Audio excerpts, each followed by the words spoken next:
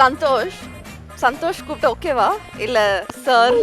கபி கபி மேரா தில் மே Santhosh oh my God. என்ன என்ன தம்பி? ஏய் இல்ல ஜி, சரி அது வெங்காயம் உட்காருங்க, நீங்க உட்காருங்க. எபிசோட் மாதிரி கருகிற போது நீங்க பாரு. உட்காருங்க. அண்ணே நல்லா பாத்துக்கோங்க.